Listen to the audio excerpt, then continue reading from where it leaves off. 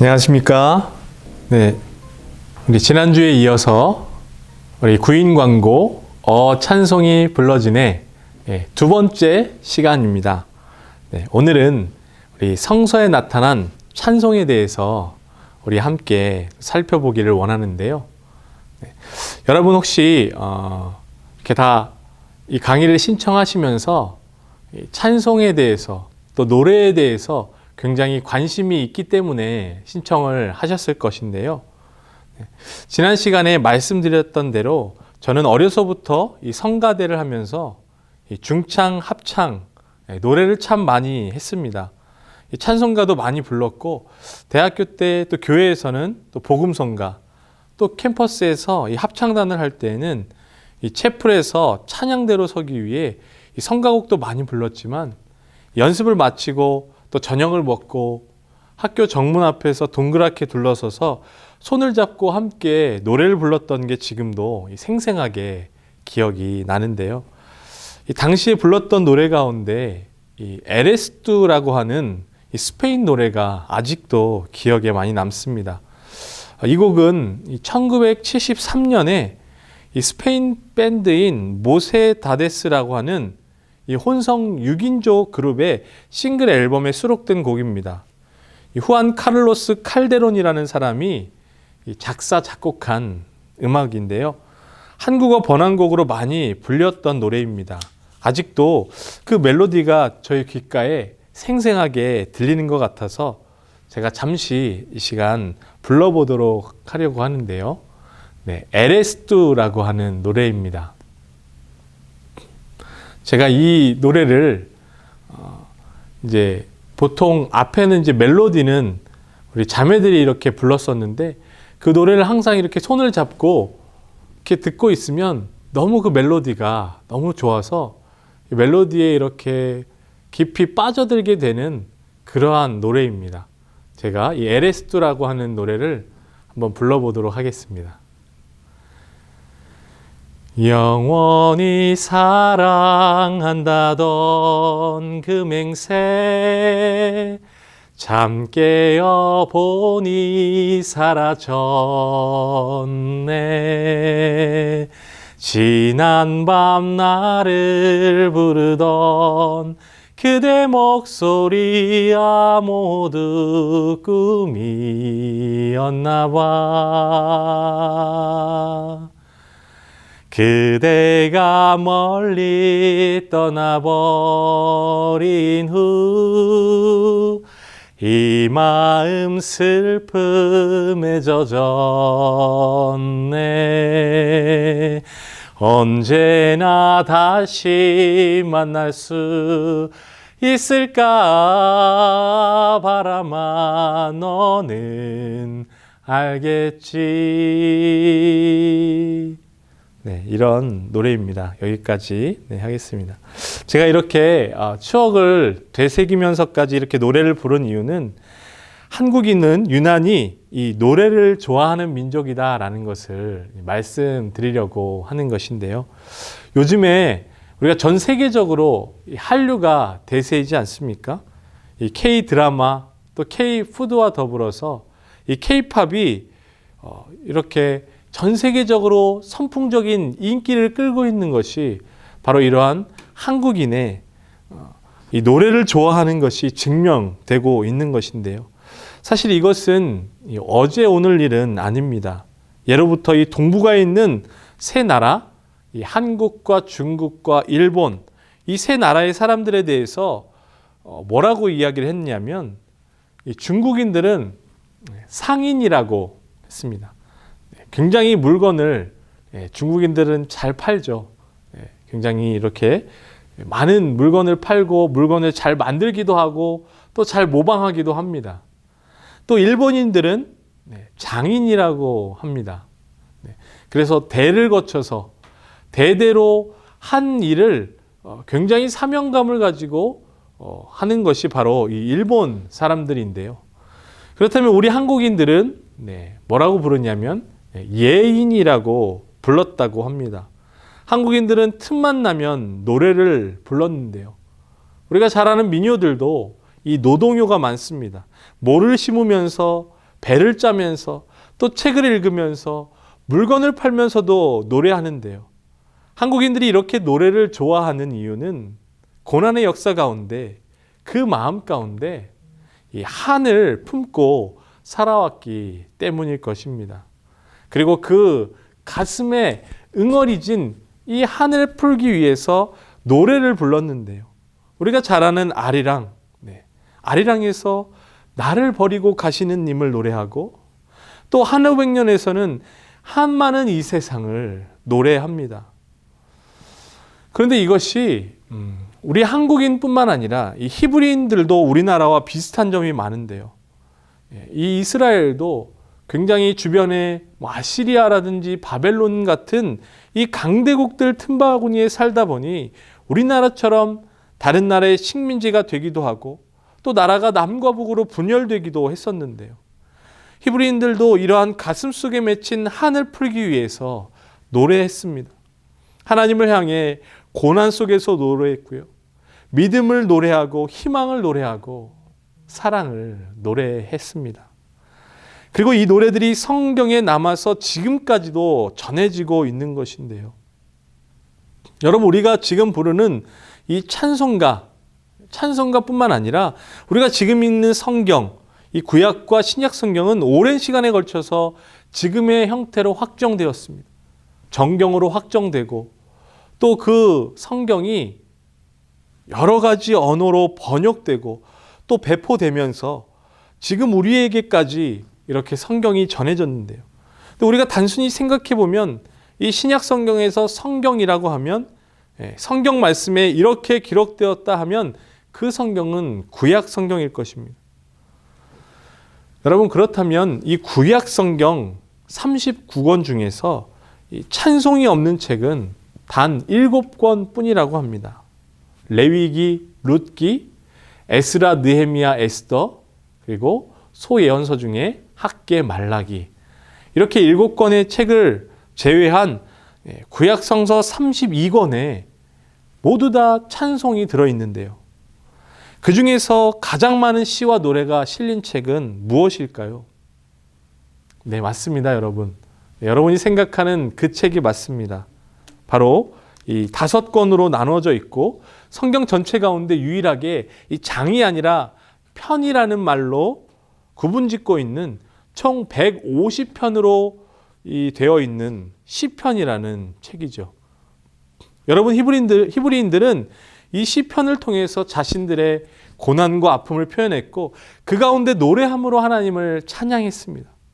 시편 찬송은 그들을 살아남게 하고 그들을 꺼지지 않게 하는 힘의 원천이었는데요. 이 시편을 히브리어로 테힐림이라고 부르는데요.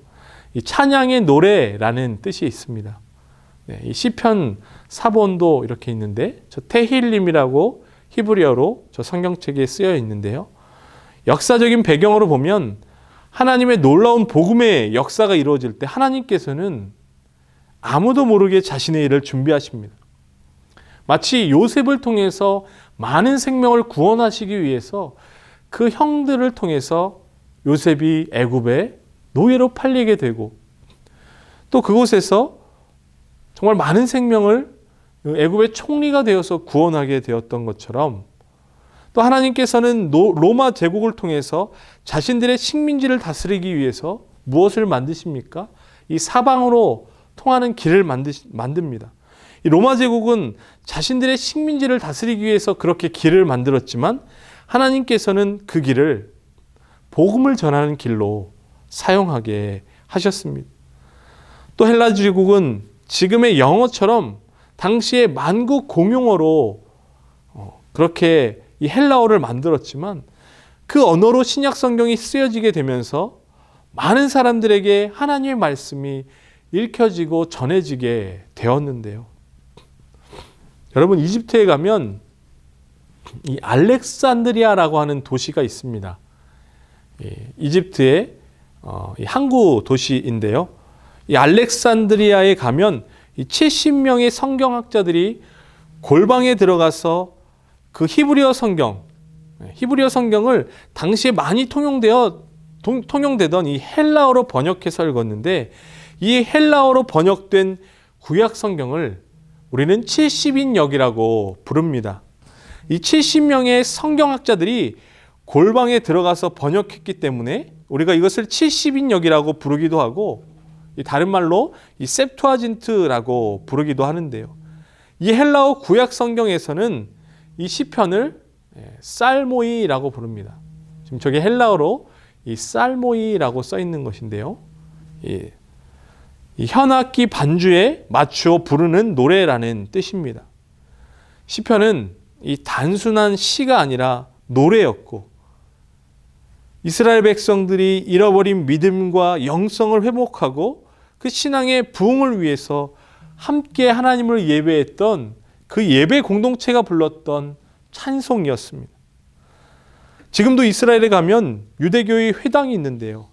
예수님께서도 언제나 이 회당에 가셔서 말씀을 전하셨습니다. 천국 복음을 전파하셨습니다.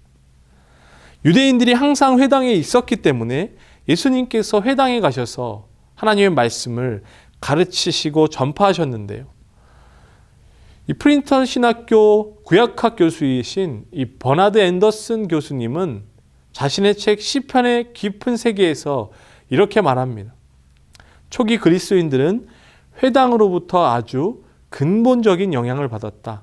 이 회당에서 시편은 성서로서 읽히기도 했고 기도문으로 암송되었으며 혹은 찬송가로 찬양되기도 했다라고 그렇게 말합니다.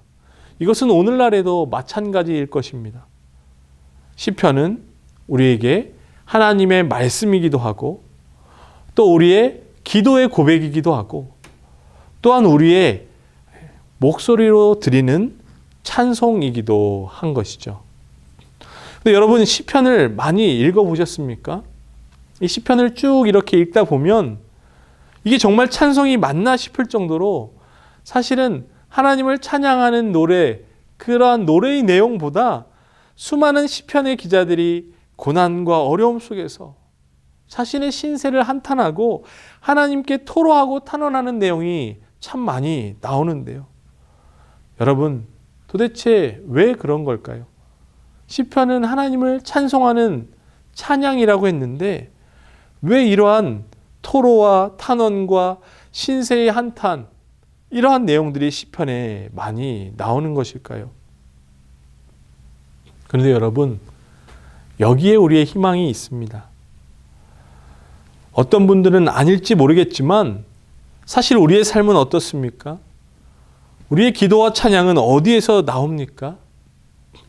우리의 모든 것이 잘 되고 기쁘고 행복하고 그래서 즐겁기만 한 그때 우리가 하나님을 찬양합니까? 그렇지 않습니다.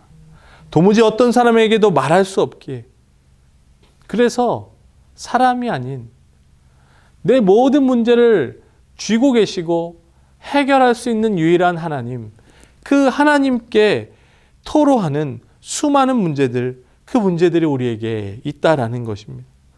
성경이 만약 고상하고 우아한 이야기, 형통하고 행복한 이야기만 기록하고 있다면 삶이 무겁고 힘겨운 사람들, 거칠고 한이 많은 사람들은 결코 하나님 앞에 나와 기도하고 찬양할 수 없었을 것입니다.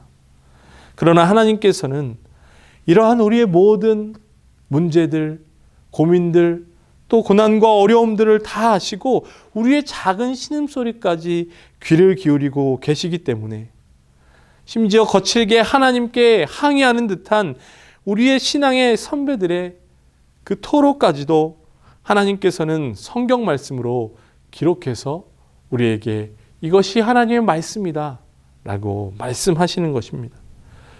그러므로 우리는 하나님 앞에 우리의 모든 삶의 문제들을 낱낱이 토로할 수 있게 되는 것이죠.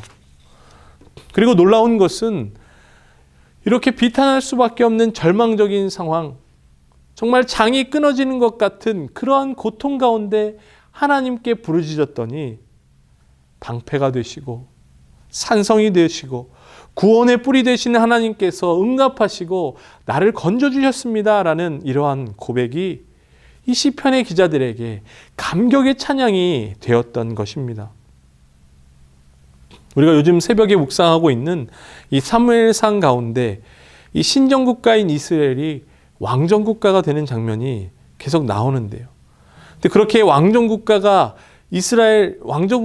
이스라엘이 열왕기상에 가서 이 남과 북으로 남유다와 북이스라엘 왕국으로 분열하게 됩니다. 그리고 그렇게 분열된 두 나라는 또다시 북이스라엘은 아수르에 의해서 기원전 722년에 멸망하게 되고, 이 남유다는 기원전 586년에 멸망하고 맙니다. 히브리인들은 이미 이 오랜 역사를 통해 이집트의 노예가 되었고 출애굽한 역사를 누구보다도 더 잘 알고 있었을 것입니다. 우리도 지난 104주년 3.1절에 함께 모여서 우리 나라사랑 기도회를 하게 된 이유가 무엇이었겠습니까? 다시는 그러한 치욕적인 역사, 아픔의 역사, 그 역사를 되풀이하지 않으려는 간절한 염원이 아니겠습니까? 그런데 이집트에서 노예 생활을 했던 히브리인들은 또다시 바벨론에게 멸망하고 그들이 의지하고 신뢰했던 그 하나님 앞에 예배를 드리던 그 예루살렘 성전까지도 무너지고 많은 사람들이 이제 노예로 끌려가면서 그들은 절망하였지만 그런 그들을 다시 살려낸 것은 바로 그들이 불렀던 노래였습니다. 그들이 하나님께 불렀던 노래, 하나님을 찬양하고 찬송했던 그 노래였습니다. 히브리인들이 처한 현실은 노예였지만 그들은 당당하게 희망과 자유를 노래했습니다. 그리고 이러한 노래를 부르면서 절망을 이기고 다시 일어났는데요. 여러분 혹시 히브리 노예들의 합창이라는 노래를 들어본 적 있으신가요? 이 곡은 이탈리아의 제2의 국가라고 불릴 정도로 굉장히 유명한 곡인데요.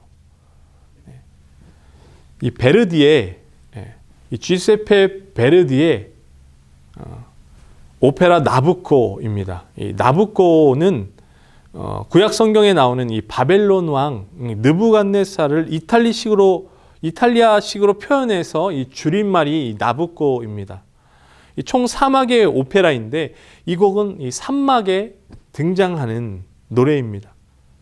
이태리 작곡가인 이 베르디가 작곡한 이 곡은 바벨론 포로로 끌려간 히브리인들의 삶의 애환, 그리고 그들의 현실 속에서 노래하면서 하나님께서 다시 회복시켜 주실 것이다 라는 희망을 그들은 노래하고 있습니다.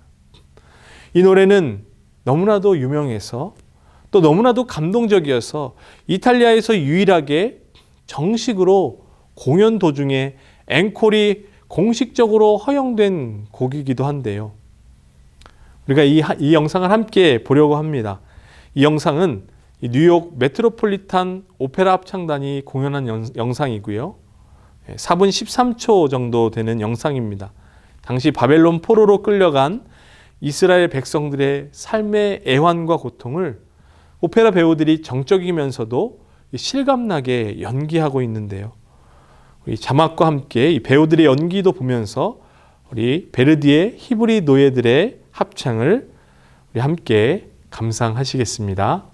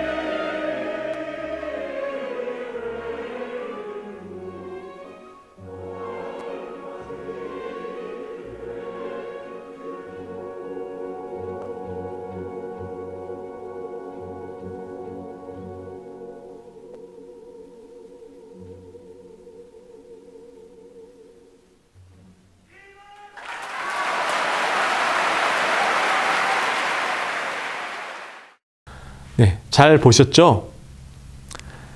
이제 마지막으로 이제 우리가 구약 성경에 나오는 몇몇 인물들의 찬송을 소개하고 마치려고 하는데요. 우리가 너무나도 잘 아는 구약 성경의 대표적인 인물, 구약 성경 이스라엘 백성들의 지도자였던 사람이 바로 누구입니까? 바로 모세입니다. 물론 모세의 노래가 많이 나오지만 우리가 출애굽기 15장에 나오는 모세의 노래를 좀 살펴보려고 하는데요. 여러분, 출애굽기 14장에 무슨 사건이 나올까요? 출애굽기 14장에는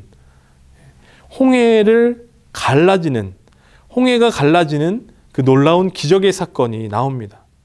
이스라엘 백성들이 이제 출애굽해서 이제 가나안 땅으로, 약속의 땅으로 그 나아가는 상황 가운데 앞에는 홍해가 막고 있고 뒤에는 이 애굽의 군대가 추격하고 있는 상황 가운데 하나님께서 홍해를 갈라지게 하시고 마른 땅을 건너가게 하신 후에 뒤따라오던 모든 애굽 군대가 홍해에 빠지게 되는 그러한 놀라운 일이 일어나게 됩니다. 여러분, 한번 상상해 보십시오. 얼마나 감격적이었을까요? 우리가 죽을 병에 걸렸을 때 의사가 이제 3개월 남았습니다 라고 이야기했지만 하나님께서 30년의 생명을 연장해 주셨다면 여러분, 어떠한 감격이 들겠습니까? 또 재난의 현장에서 구사일생으로 목숨을 건졌을 때 상상할 수 없을 만큼 큰 교통사고를 당했지만 크게 다친 곳 없이 회복되었을 때 우리는 구원해 주신 하나님을 찬양할 수밖에 없게 됩니다. 이 출애굽기 15장 1절에서 18절까지 나오는 이 모세의 노래, 이 모세의 노래는 그러한 하나님의 큰 일, 하나님의 구원의 역사를 찬양하는데요.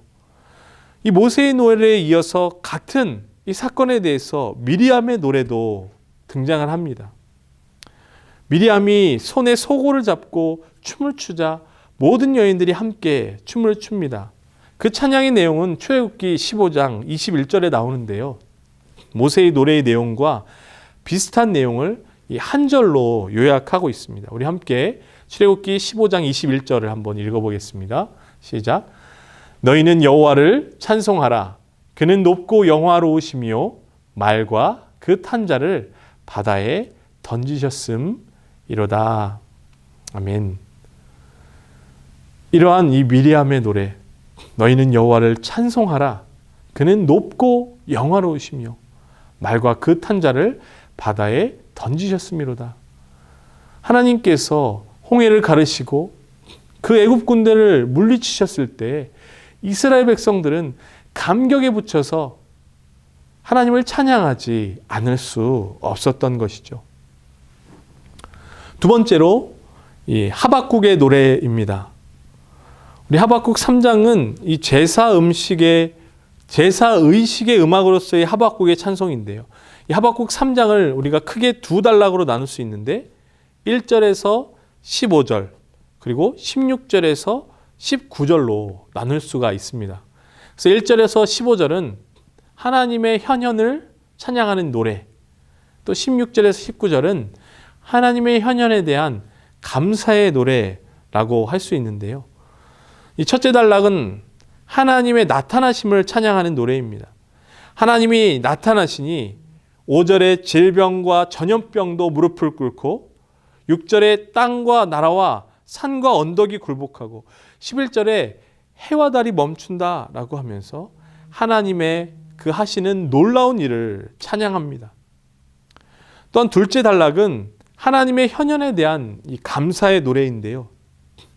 무화과 나무와 포도나무와 감람나무에 열매가 없고 밭에 소출이 없어도 우리의 양이 없고 외양간에 소가 없을지라도 난 여호와로 말미암아 즐거워한다 라는 이러한 하박국의 감사 찬양은 우리가 언제 어떠한 상황 속에서도 하나님을 찬양해야 하는 것을 우리에게 알려주고 있는 것이죠. 하박국 3장 17절에서 18절에 보면 비록 무화과 나무가 무성하지 못하며 포도나무에 열매가 없으며 감람나무에 소출이 없으며 밭에 먹을 것이 없으며 우리의 양이 없으며 외양간에 소가 없을지라도 나는 여호와로 말미암아 즐거워하며 나의 구원의 하나님으로 말미암아 기뻐하리로다. 이것이 하박국 선지자의 그러한 감사의 찬양이고, 이것은 정말 하나님 한 분만으로 만족하는 그러한 찬양의 본질을 우리에게 보여주고 있습니다. 세 번째로 마리아의 노래인데요. 누가복음 1장에 나오는 이 마리아의 노래는 천사로부터 예수님의 탄생에 대한 예고를 들은 그 예수의 어머니 마리아의 노래인데요. 이 노래는 구약성경 사무엘상에 나오는 한나의 노래와 매우 비슷합니다. 마리아의 노래는 신약성서에 나오는 가장 아름다운 찬송으로 꼽히는 종말론적 찬송인데요. 여러분, 우리가 마리아 입장이라면 어땠을까요? 여러분, 내가 만약 마리아였다면 어땠을까요? 천사가 이 소녀이고 한 번도 남자를 알지 못하는 그러한 처녀였는데, 순결하고 깨끗한 소녀였는데 갑자기 아이를 잉태했다라고 이 천사로부터 들었을 때 어떤 마음이 들었을까요? 주변 사람들에게 이러한 이야기를 해도 아무도 마리아의 말을 믿어주지 않았을 것입니다.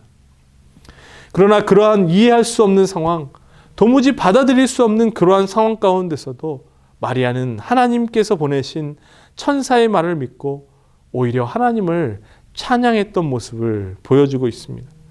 하나님은 구원의 하나님이시고 교만한 자를 트시고 비천한 자를 높이시고 줄이는 자를 좋은 것으로 배불리시는 하나님이다라고 마리아는 찬양하고 있습니다. 교만한 자는 하나님을 찬양할 수 없습니다. 찬송은 겸손한 자들의 입술에 하나님께서 허락하신 특권입니다.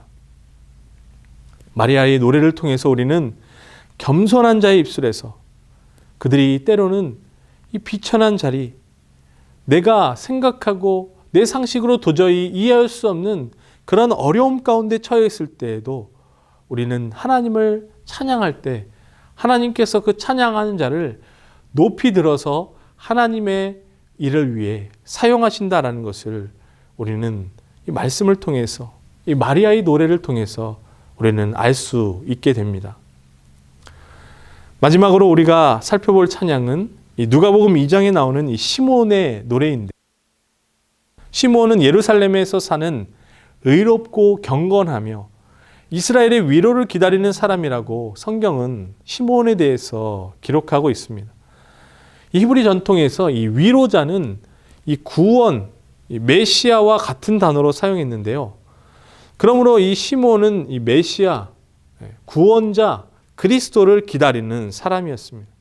이러한 시므온에게 성령이 임했고 성령의 역사가 나타나기 시작했는데, 그때 시므온이 바로 성전에서 아기 예수님을 만나게 됩니다. 그리고 시므온은 그토록 기다리던 메시아 아기 예수를 팔에 안고 찬송을 불렀는데요. 바로 이 찬송이 이 시므온의 찬가입니다. 시므온은 그렇게 고백합니다. 이제 내가 그토록 기다리던 메시아를 만났으니 이제는 죽어도 여한이 없다라고 말하면서, 주제여 이제는 말씀하신 대로 종을 평안히 놓아주시는도다. 내 눈이 주의 구원을 보았사오니 이는 만민 앞에 예비한 것이요 이방을 비추는 빛이요 주의 백성 이스라엘의 영광이니이다 라고 고백하면서 이렇게 찬양을 했던 것을 우리는 볼 수 있습니다. 우리도 처음 예수님을 만났을 때 구원의 주님을 찬양하게 됩니다. 그리고 그 구원의 감격과 기쁨은 이 세상 어떤 것도 우리에게 줄 수 없는 아주 큰 영광일 것입니다. 우리가 좋은 것을 경험하면 다른 것들은 더 이상 관심을 두지 않게 됩니다.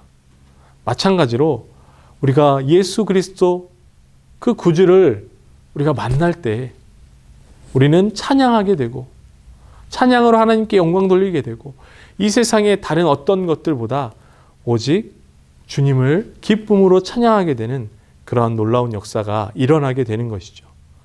사랑하는 성도 여러분, 우리도 성경에 나타난 이 수많은 인물들처럼 구원의 주님을 만나 그 감격과 기쁨을 날마다 찬양하며 살아갈 수 있기를 우리 주님의 이름으로 간절히 축복합니다.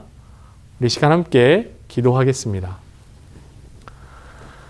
사랑의 아버지 하나님, 참으로 감사합니다.